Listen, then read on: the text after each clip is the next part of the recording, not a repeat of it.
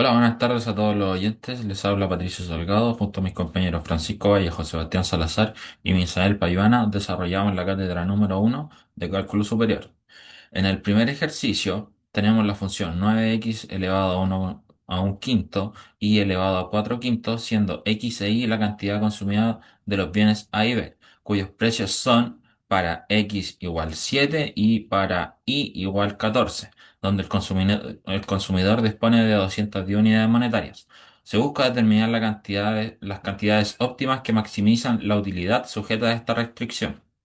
Primero identificamos la función, luego la restricción y utilizamos Lagrange debido a que tenemos que maximizar una función con una restricción. Al hacer las derivadas respectivas se obtiene un sistema de ecuaciones.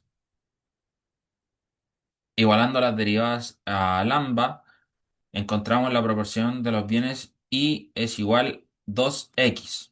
Luego de esta proporción lo utilizamos en la restricción para encontrar el valor de una incógnita, dando x igual 6 y reemplazamos luego x igual 6 para obtener y igual 12. El resultado final es que el consumidor maximiza su utilidad consumiendo 6 unidades de A y 12 unidades de B, gastando exactamente 210. Hola, mi nombre es Misael Payauna. Me corresponde el ejercicio número 2, donde nos dice calcule el área de la región del cuarto cuadrante comprendida entre los círculos x elevado a 2 más y elevado a 2 igual a 1 y x elevado a 2 más y elevado a 2 igual a 4, utilizando coordenadas polares. Como podemos observar, tenemos dos circunferencias representadas por estas dos ecuaciones. Por lo tanto, el área solicitada corresponde al espacio comprendido entre ambos círculos. Tenemos una condición solo en el cuarto cuadrante, que es en este sector.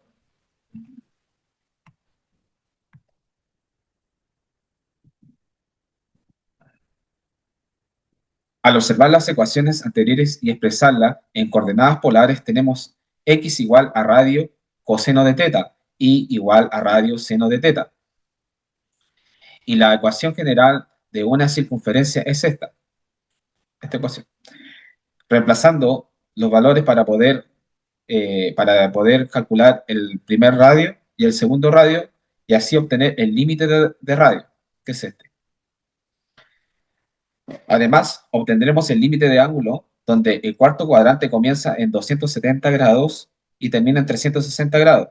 ¿Ya? Como podemos ver en este sector, 270 grados es igual a 3pi sobre 2 y 360 grados es igual a 2pi, que así obtenemos el límite de ángulo.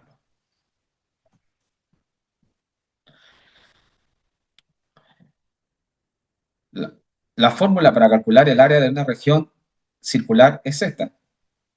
Y al cambiar las coordenadas polares y los elementos de área, cambia de cartesiana a polares. Cartesianas a polares. En el cuarto cuadrante, por lo que la integral doble queda de esta manera para poder detectar el área que nos solicita. De esta manera queda la ecuación. Ahora, para continuar con el ejercicio, tenemos que separar y comenzar por la parte interior, que vendría siendo esta. Como podemos ver ahora, la separamos en este sector y como resultado nos da 3 sobre 2. Continuando con el ejercicio, ya que es la ecuación principal para determinar el área que nos solicitan. Ahora comenzamos con la parte exterior, donde reemplazamos la interior por la constante y ahora sacamos la constante y nos queda de esta manera. Y así la integral podemos ver que 1 es igual a teta.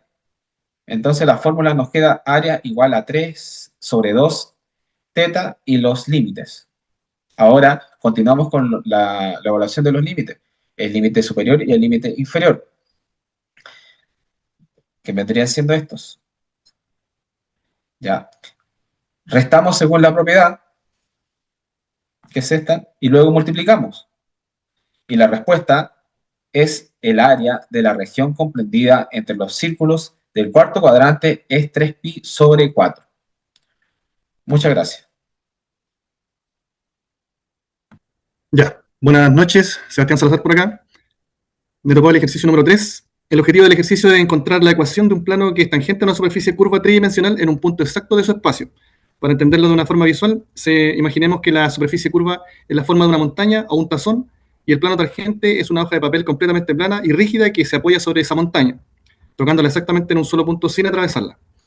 El ejercicio nos da dos datos iniciales, ¿no es cierto? La función que describe la forma de la superficie curva, que sería, ¿no es cierto?, z es igual a 2x cuadrado más y cuadrado más xy, ¿no es cierto? Y las coordenadas del punto de contacto, el cual tiene un valor para el eje x, ¿no es cierto?, eje y el eje z, ¿no es cierto?, 1, 0 y 2. Para resolver el problema, el procedimiento se divide en 4 grandes etapas, ¿no es cierto? La primera etapa es entender los componentes que necesitamos, ¿no es cierto? Para definir cualquier plano en el espacio necesitamos conocer un punto por el que pasa, que ya lo conocemos, ¿no es cierto? Y la inclinación o pendiente que debe tener en ese lugar. En el cálculo de varias variables, esa inclinación se compone de dos pendientes, qué tan rápido sube o baja la superficie si nos movemos únicamente en la dirección del eje X, y qué tan rápido lo hace si nos movemos únicamente en la dirección del eje Y, ¿no es cierto? La segunda etapa, avanza por favor. ¿No es cierto? La segunda etapa nos pide, ¿no es cierto?, o lo que deberíamos hacer es calcular las tasas de cambio mediante derivadas parciales, ¿no es cierto? Aquí se explica, ¿no es cierto?, en esta lámina, donde primero hacemos una derivada parcial respecto a x. Esto significa que imaginamos por un momento que la variable y se comporta como si fuera un número fijo o constante, y calculamos cómo cambia la función al variar la x.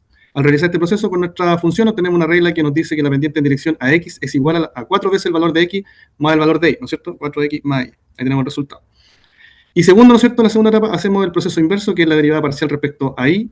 Ahora imaginamos que x es la constante y vemos cómo cambia la función respecto a y. El resultado de esta derivada nos da una regla que dice que la pendiente en dirección a y es igual a 2 veces el valor de x, perdón, 2 veces el valor de y más el valor de x. Ahí está. ¿No es cierto? Y, ¿no es cierto?, como tercera etapa, evaluar las pendientes en nuestro punto específico. Las reglas que encontramos en la etapa anterior nos sirven para cualquier parte de la superficie, pero a nosotros solo nos interesa lo que ocurre en el punto exacto que nos dio el ejercicio. Por lo tanto, tomamos el valor de x igual a 1 y el valor de y igual a 0, y lo reemplazamos en las dos reglas, ¿no es cierto? Para la pendiente en x multiplicamos 4 por 1 y le sumamos 0, lo que nos da como resultado 4, ¿no es cierto? Esto significa que en este punto la superficie sube con una razón de 4 unidades por cada unidad que avancemos en el eje x.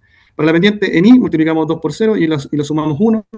Bueno, en la anterior estamos todavía en la anterior, lo que nos da como resultado 1. Esto significa que la superficie sube una unidad por cada unidad que avanzamos en el eje Y, ¿no es cierto? Y la cuarta etapa, ¿no es cierto?, construir la ecuación final del plano, que es una vez que tenemos el punto de origen y las dos inclinaciones, las unimos todas en una estructura estándar para ecuaciones de plano. Esta estructura dice que la variable z menos su altura inicial debe ser igual a la pendiente en x, que es 4, ¿no es cierto?, multiplicada por la diferencia de x respecto a su posición inicial, más la pendiente en y, multiplicada por la diferencia de y respecto a su posición inicial. Finalmente realizamos la multiplicación en los movimientos intermedios para simplificar la expresión. Multiplicamos el 4 por la resta de x menos 1, multiplicamos el 1 por la y agrupamos los números resultados del lado derecho, pasando el 2 que estaba restando a sumar.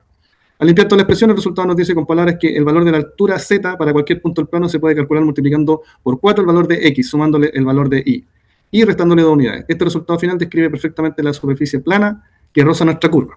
Siguiente. Y finalmente, ¿no es cierto?, a través de un software de visualización gráfica, ¿no es cierto?, representamos la superficie junto al plano de la tangente obtenida y se visualiza como en el plano roza perfectamente la superficie en el punto dado.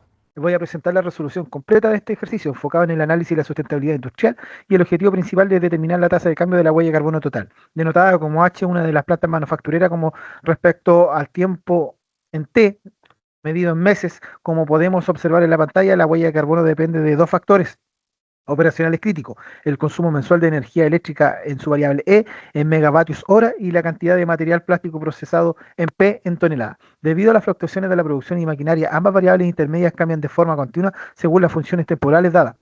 Para resolver rigurosamente este sistema dinámico, implementaremos la regla de la cadena para varias variables.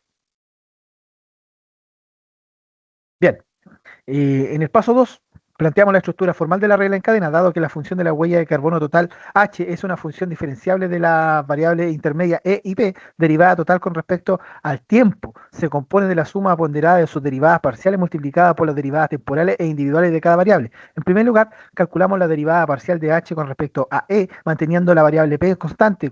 Nos da como resultado exacto E más 35. Y en segundo lugar, calculamos la derivada parcial de H con respecto a P, manteniendo E como constante, lo que nos entrega un valor de 0,2p más 20. Estas expresiones representan la sensibilidad de la huella ante las variaciones aisladas de cada recurso. En este paso 3 determinamos las razones de cambio de nuestras variables de entrada con respecto al tiempo. Derivamos de manera directa las funciones temporales dadas utilizando la regla básica de la derivación de potencia y constante. Para el consumo eléctrico, la derivada ordinaria de E con respecto a T nos da 0,8T más 2, lo cual indica que la energía se incrementa a una variable acelerada. Para el material plástico, la derivada de P con respecto a T con una constante de igual a 3, reflejando un incremento lineal de 3 toneladas métricas por mes. Esto 4 componentes diferenciales listos, estamos en condiciones para estructurar la ecuación global de la tasa de cambio. Continuando con el paso 4, respondiendo estrictamente a los requerimientos de expresar el modelo solo en función de la variable temporal t, debemos reescribir nuestras derivadas parciales, reemplazando la función matemática de la energía dentro de la expresión de la derivada parcial de h respecto a e. Al simplificar los términos constantes sumando 3 y 35, obtenemos un polinomio de 0,4t al cuadrado más 2t más 38, de igual forma sustituimos la función del práctico de la derivada parcial de h respecto a p. Al aplicar la propiedad distributiva para el factor de 0,2 resulta en 0,6t más 1, que sumándola a la constante de 20 nos proporciona una expresión final de 0,6t más 21.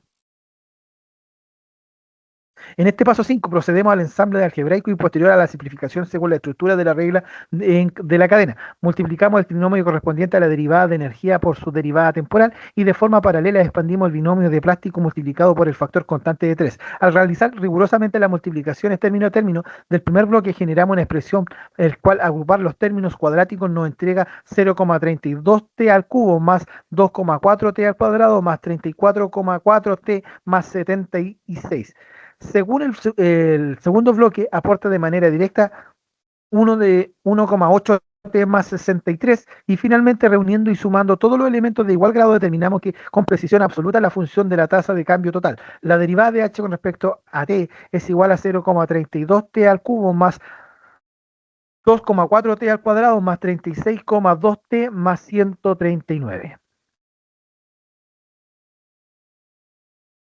Llegando al paso 6, correspondiente al cálculo final y a la interpretación operacional de la planta industrial, para dar respuesta exacta a la segunda interrogante planteada, evaluamos nuestra función de la tasa de cambio general en el instante temporal de t igual a 10 meses. Sustituimos este valor en cada término polinomial, 10 al cubo se convierte en 1000, que multiplicándose por 0,32 nos da 320. 10 al cuadrado en 100 multiplicando por 2,4 para darnos 240 y el término lineal se convierte en 362 y manteniendo la constante independiente de 139. Al realizar la adición aritmética de estos cuatro valores obtenemos una magnitud exacta de 1061. Esto significa que a cabo de 10 meses de operación la huella de carbono total de la planta está incrementándose en una tasa de 61 de 1061. Claro, 1061. La huella de carbono total de la planta se incrementándose a una tasa de 10.061 toneladas de dióxido de carbono equivalente por cada mes transcurrido. Con este resultado concluye y cerramos la resolución del problema 4. Muchas gracias.